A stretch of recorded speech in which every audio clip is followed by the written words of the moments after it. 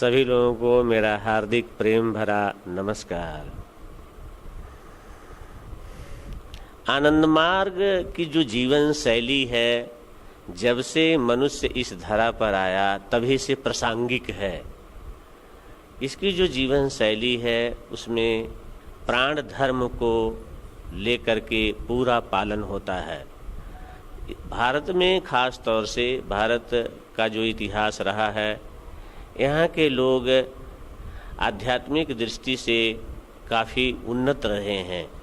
हमेशा परमात्मा को लेकर के, ईश्वर को लेकर के, उनके बनाए हुए संसार को लेकर के हमेशा चिंतन करते रहे हैं। इसलिए यह कहा जाए कि आज ही आनंद मार्ग समाज के कल्याण के लिए सोच रहा है, यह आनंद मार्ग की जीवन शैली आज के लिए ही ठीक है, ऐसा ठीक नहीं है।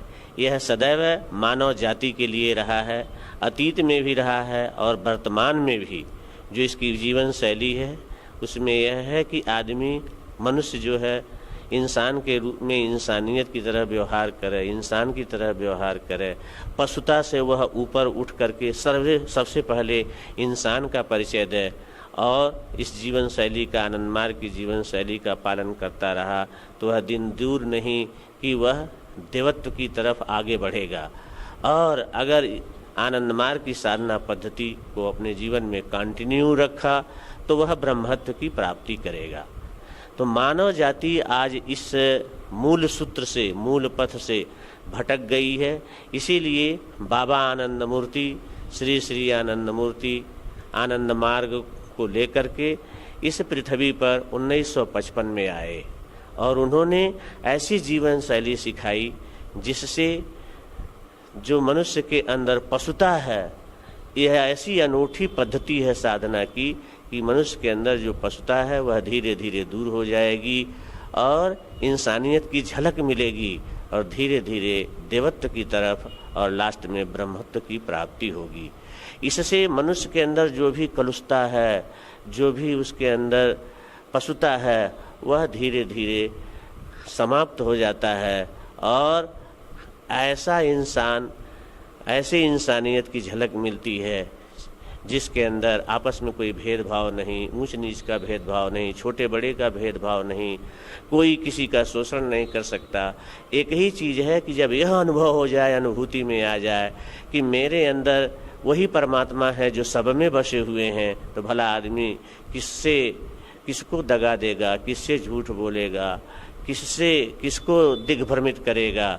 और ऐसे समय में, ऐसे वक्त में वह सबसे प्यार करने लगता है और सही माने में परमात्मा की उसको ऐसी अनुभूति होती है कि जिधर देखता हूँ उधर तू ही तू है, न तेरी सी खुशबू न तेरी सी बू है। उसके लिए कोई अपरिचित कह के नहीं रह जाता है और उसके लिए एक ही सत्य है, वह है हर में पिता गौरी माता स्वदेश भुवनम त्रयम, कि हर चीज़ में परमात्मा बसे हुए हैं, जिधर देखता हूँ उधर वही दिखते हैं। और यह प्रकृति उनकी जो है वह माता है, जो त्रिभुवन है वही मेरा वास स्थान है।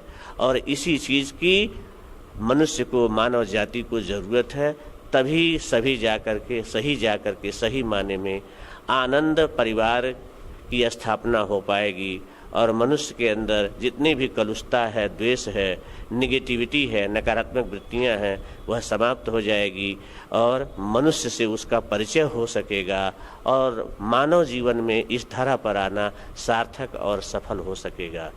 तो मैं इसी शुभकामना के साथ आप सभी लोगों को मैं नमस्कार करता हूं और मेरी मंगल कामना है कि सबका स्वास्थ्य, सभी बच्चों का स्वास्थ्य, परिवार का स्वास्थ्य अच्छा रहे और सभी लोग कुछ शुभ काम अपने जीवन में कर जाएं, यही मेरी शुभ इच्छा है। नमस्कार।